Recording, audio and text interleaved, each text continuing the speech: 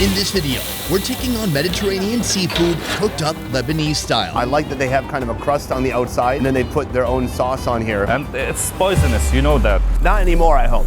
But first, let's back up.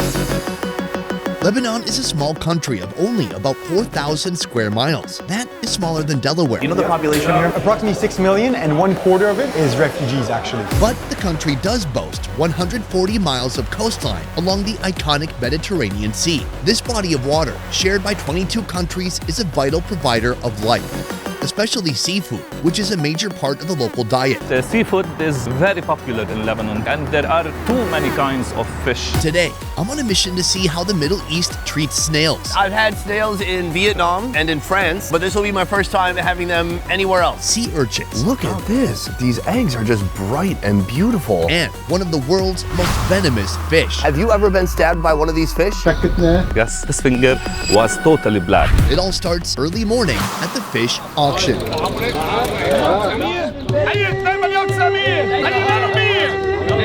The air carries a heady blend of pungent yet alluring seafood aroma. The ground swarms with hundreds of shoppers bargaining for the juiciest deals. At 5 a.m., you won't find this scene anywhere else other than Beirut's biggest fish auction. Restaurants come here, traders come here, and normal people also come here to bring their food. Meet Omar, my guide for the day. He's a seasoned television presenter and food show host, so he has all the qualifications to host my show, while I battle with my snooze button back at the hotel.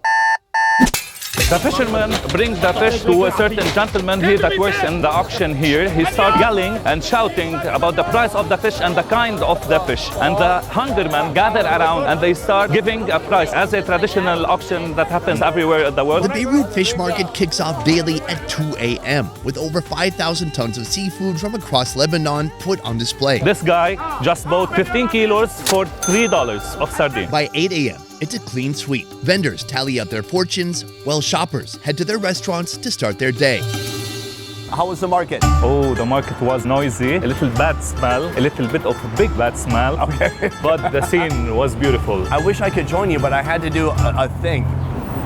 Fully awakened and refreshed, I join Omar for breakfast at a 30-year-old classic street-side joint. Freddie, the owner and maestro of the kitchen, hooks us up with lionfish, snatched fresh from the auction. Now, I've covered the lionfish before when we were in Jamaica. You know, they're an invasive species around that area in those waters. They're very aggressive and they feed on young fish on the reef, and once they come off, the reef is basically dead. Is this also invasive in the Mediterranean? Yeah. These tropical creatures have created a nightmare in the North Atlantic waters for half a century. International organizations are always demanding and telling people eat this fish. But people didn't buy it at first. The fishermen were afraid, oh, it's freaky. Now it's better. And by the way, it's delicious. Can we give it a try? Yeah, of course. First, our chef cleans the fish and removes its spiky fins. Mind you, a single poke from these venomous prongs is still enough to send you to the emergency room. So do be careful. Next, lightly coat the fish with flour, then throw them on the flat top. While the fish are sizzling away, the chef prepares a sauce made from coriander, red chilies, a secret mix of spices, tomato paste, and soy sauce. Dilute the mixture with water and pour it on the steaming flat top. Does it look like the Jamaican fish? No, it looks a bit different, but it does look quite delicious. I like that they have kind of a crust on the outside and then they put their own sauce on here. Oh my God, it's already steaming. There are a lot of bones and ribs that you have to be careful for, but if you can finesse your way around that, you'll be good. And it's poisonous, you know that. Not anymore, I hope. No, not Unless you anymore. added something to the recipe. Cheers. It's good, yeah. No, watch out. One of the things that people don't buy it a lot because of the bones. Here in Lebanon, people like the filet. Of course, it's easier, way easier. But I gotta say, it is a very delicate, white, flaky fish. It has a nice flavor, a very clean flavor. And then it really is kind of a canvas to put whatever seasonings you want on there. And the spices you put on here are delicious. A little sour, salty, a little bit of spice. And I love it because the fish tastes familiar, but the way it's been prepared feels very Lebanese. Yeah, exactly. I'm curious, from all over Lebanon, how prevalent is seafood in Lebanese cuisine? Seafood is very popular in Lebanon. There are too many kinds of fish. Lebanon's fishing industry has long been pivotal to the nation's economy, culture, and food security. The Lebanese, they organize their week. A day for chicken, a day for meat, and a day for fish. But here, there is a problem in the Lebanese sea. The fish are getting a lot of lower, and until they are gone. On a mission to uncover Lebanon's most distinct seafood dishes, This is the best dish I've had so far in Lebanon. and to learn more about what may be the end of seafood in this country, So what does the future hold for people like you who are independent fishermen? we head to Batroun, a coastal haven. Here, we rendezvous with one of Lebanon's oldest fishermen. Ahoy! All meet the best fisherman in town, Tufik. Is this his usual uniform? Yeah, I asked him before, try to wear a shirt or something for the mic. He told me, no, this is my costume. At 78 years of age, he's still going out fishing twice a day, once before dawn and once after dusk. This morning, you went out fishing. Was today a good day? It's not a very good amount, but thanks God. It's not great, but he's grateful. Yeah. He's gonna reveal it. Yeah. Boom. Oh, nice. That's pretty good. I see some things that are familiar. Could you pick up one of these big ones? The yellowfin tuna. What else you got there, sir? Oh. So that is what we ate already. That is the lionfish. Have you ever been stabbed by one of these fish? Yes, this finger was totally black. He had an infection. Oh my God, all this infection talk is making me really hungry. Tufik is a steady supplier for the Beirut Fish Market and many restaurants in Batroun. Yet his primary income flows from a family restaurant just a few steps away from this dock. Here, the kitchen boss, Tufik's wife, May, will treat us to some of Lebanon's seafood wonders.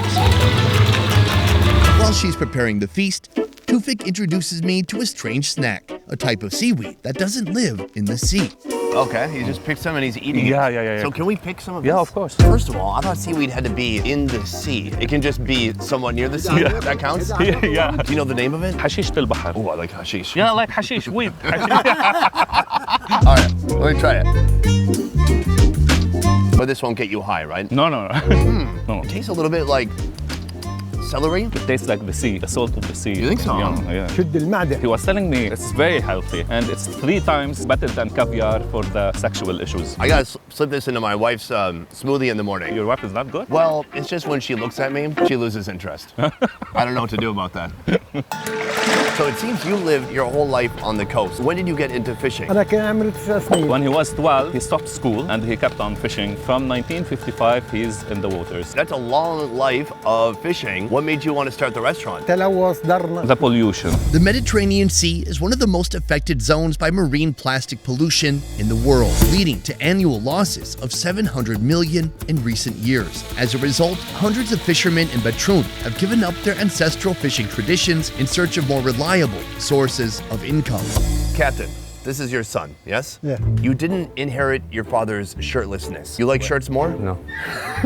I have to. I have to as well to protect the audience. Let's talk about what's on the table right now. So we saw this already. This is the plant from the coral rock, but this has been pickled, right? Yes. Can we try it out? Yeah, of course. He's like, I'm like, please try it. He's like, I don't care. It's still very firm, slightly sour, but it still maintained a lot of the original taste too. It doesn't taste overly pickled. Because it's new, since they pickled it like 2 months ago. That's very nice.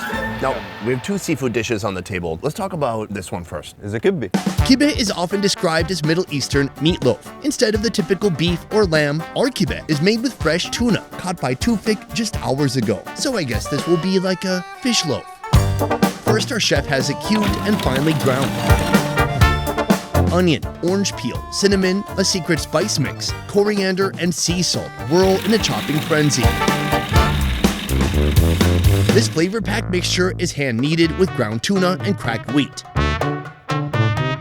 Our chef shapes the artful orbs and sneaks some minced onion in the middle. Finally, she throws the balls into a frying pan and lets them tan inside a pool of boiling oil. Do we start with eating or do we start with drinking? Because I see everybody eyeballing the alcohol. Yeah, we start with drinking. Arak, traditionally made of grapes and aniseed, is hailed as the national drink of Lebanon, though it's not for everyone. goes down smooth. It's like black licorice and super sweet. Somebody told me previously if you smell it while you drink it, you get more drunk. That's why we use the small glass. So your nose is over here? Oh wow, it's more moist than it looks when you pick it up. Yeah, you can eat look like that. Oh my God. Wow, that's really impressive. So it's like a Scotch egg, except for the egg has been replaced with a bunch of seasoned onions and some nuts in there too. So you liked it, huh? I really like it. You can also put some lemon on it. Oh man. Very nice with the lemon. It cuts through any heaviness in there and just delicious flavors. I'm really blown away. This is not something you just pop in the microwave. This really takes some time, effort, and some skill. Who's the one making this? My mother. Ah, I like how you pointed yourself and then you said your mother. So is the operation like he's catching the fish and mom is cooking the fish? That's right. Are you also catching seafood for the restaurant? Yes. I did see you had black sea urchin this morning. Is that popular? Yes. Would you like to taste them? Sure. Oh, okay. So we have a couple of sea urchins being brought here. Look at this. These eggs are just bright and beautiful. That is really fresh and really big. I don't know if it gets much bigger than that. This is probably one of the most beautiful sea urchins I've ever seen. Cheers. It's creamy, it's buttery, it's a little bit briny. It's a very nice flavor, incredible. Alas, we have this one right here. This is tagine, or tajin in Lebanese. It's with tahini. The star of a tagine dish is the sauce. Lebanon's savory tahini sauce and lime juice come together in a bowl. Add some water and sea salt, then stir continuously until it forms a silky smooth white sauce. While Tufik is busy with the sauce, his son takes over the fish of the day, the spine foot. After cleaning and gutting, Yusuf gets the fish crispy with an old-school deep frying. Then, the father-son duo joins forces in shredding the fish. Tufik smothers the meat with his white sauce and pine nuts before sending it to the table. So just scoop it out? Yes. Are there bones? No. No bones. Oh, I love it. I genuinely like it. Very creamy. The fish has some nice bite to it, savory flavors. And then when you get to the nuts, these nuts have a great crunch. It's really outstanding, and what I love about it is it's such a different take on seafood. It's like no one's gonna eat this and think, oh, that's similar to Vietnam or Jamaica. No, this is Lebanese. You like the tahini today? Yeah, I would say this is like tahini light. It's not so intense like the shawarma. I can still taste the fish. It tastes very balanced. Even it tastes like maybe there's some citrus or lemon inside. Is there lemon? No. On the show, I put the title food expert, but I just made that up. If it's your show, you can put whatever title you want. I could put like scientist. It doesn't matter. I do have a few more questions. You know, he's talking about when he was younger, it was easier, there's more fish out there, now there's more difficulty. Meanwhile, you're younger, but in the same trade essentially, in the same career, going out there into the waters, fishing, getting what you can. So what does the future hold for people like you? It's getting worse. So every day the fish are getting a lot of lower, and until they are gone. I think they will be gone. There's a lot of fish we have in Lebanon, they disappear. Already? Yes. What do you think the reason is? Pollution from all countries. South there is Israel, and on the north there's Syria. Both of them are dropping chemical in the sea. That's why. Do you think that's going to continue? I mean, it's not in their interest to do that either. Maybe someone will stop them. Maybe. So you don't sound very hopeful for the future. No. So how can you continue in this trade? I try my best every day by day. We try a lot, the media or national organization, local organization, but it needs much time till we have a healthy environment. For our next Middle Eastern seafood adventure, Tufin steers us toward one of his regular customers, Chef Maggie. In her oceanside bistro, we'll get a taste of some slimy Mediterranean snails. I've had Middle Eastern food, but never anything like this. Say, Maggie, I noticed a lot of people are swimming, tanning. What kind of beach activity is this exactly? أنا بتصيد من البحر. She's hunting snails. Oh, hunting. That sounds incredibly badass that she's hunting them and not just collecting or gathering them. Maggie's life depends entirely on the ocean's mercy. Left a widow with 2 daughters at the age of 22, she went on to run her own restaurant where she sources much of the seafood herself. This is amazing because her restaurant is just literally right here behind us, perched on the edge of this cliff, looking out into the ocean, and she can just walk down here from her home, which is also in the restaurant, and get the food for the day that she needs. How many ingredients from your restaurant are you able to collect here? تقريبا شيء. The crab, some of the fish, calamari, the snails. Wow, well done. And they're definitely alive because they're trying to suck back into their shells. لا. I'm asking her if we can eat them raw, so she told me no. Thank God. I mean, I can eat raw liver apparently, but not raw this. Happy with her snail hunt, Maggie invites Omar and me back to her restaurant where she treats us to a meal of her best sellers. And those snails slid their way into our first course. These shelled gastropods are due for a sonotherapy with onion and cinnamon cloves. Meanwhile, our chef conjures up a dipping sauce with garlic, salt, olive oil, and lime juice. Arm myself with a toothpick. So she uses a toothpick. She goes deep inside. Okay. Collecting the snails does require a degree of skill and patience. And if you lack either one, you will eat nothing. Oh, and she's giving it to me. Thank you so much. Oh, that's really nice. The snail meat, it's a bit small, but it's very tender. The tradition here, you should eat it with garlic, lemon, lime, olive oil, and some salt. Oh, mine's stuck in there. Oh, thank you. Oh my God, I'm so bad at this. I didn't get a single snail yet. Give it a little dip here. They are tasty, huh? This sauce is to die for. It's an incredible, fragrant, powerful combination. The olive oil makes it so rich. The garlic and the lemon, oh, it's so fresh and so flavorful. I love it. Here is our main course right here. It's time for the grand ending with samke hara, a dish born in northern Lebanon, but cherished all over the country. Maggie slices a gray mullet and rubs its scrumptious meat with a garlic and parsley mix. She places the fish on the grill. Next to it, cashew nuts and almonds are roasted in 2 separate iron skillets. Letting the fire do its job, Maggie shifts her attention to a salsa-like sauce that starts with olive oil, garlic, and jalapeno. Soon, diced onion, tomato, and green pepper join the vibrant pot. Clove powder and salt finish the flavor profile.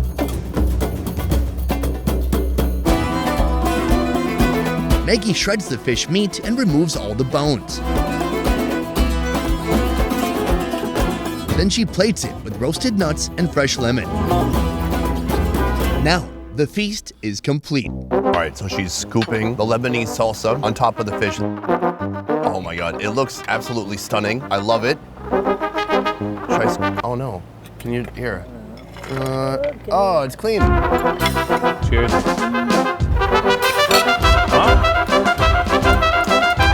It's so good.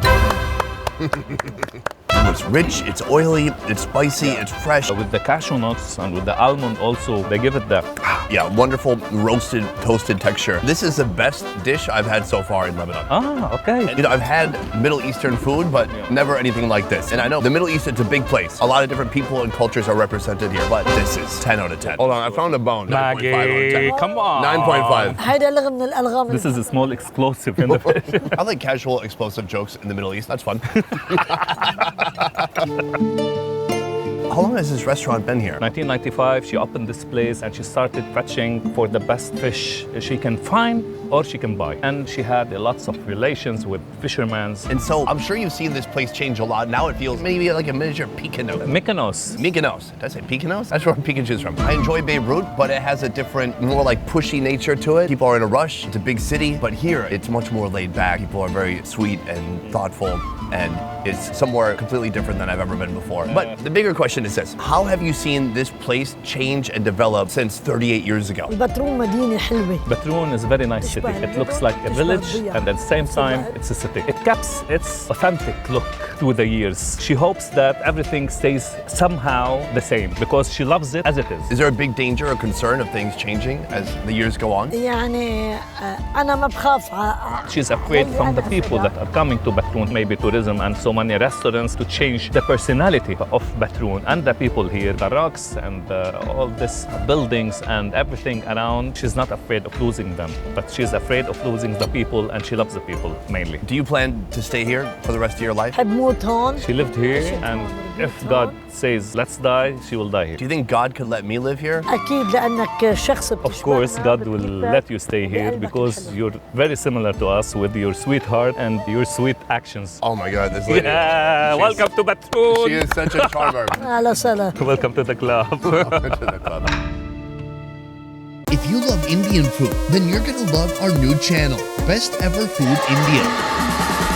Subscribe now for weekly videos. showcasing the most unique street food from around the country. This morning, you went out fishing. How early did you start this morning? اليوم بلشت الصبح الساعة 4 He started from 4 a.m. That sounds brutal. من الساعة 9 He sleeps every day 9 p.m. People who wake up early seem tough until you ask them what time they go to bed. Yeah. This one is a female and this one is a male. Oh, wow, we can make life right here. But sometimes we have both in the room. Both of them in one fish? Yeah, I never see it. that's new for me. one of those non-binary fish, maybe.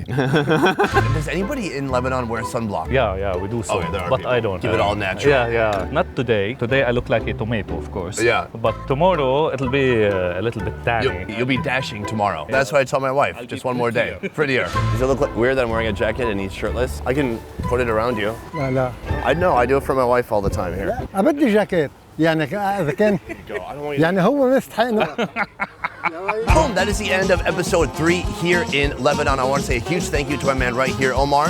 Thank you. You're very welcome. Thank you so much. It was a pleasure hanging out with you and meeting so many people here and trying all this delicious food. Guys, I hope you enjoyed it. Please visit Omar right here on his social media, on Instagram. Otherwise, that is it for this one. Thank you so much for watching. I will see you next time. Peace. You have to do peace. Oh, the piece? Yeah.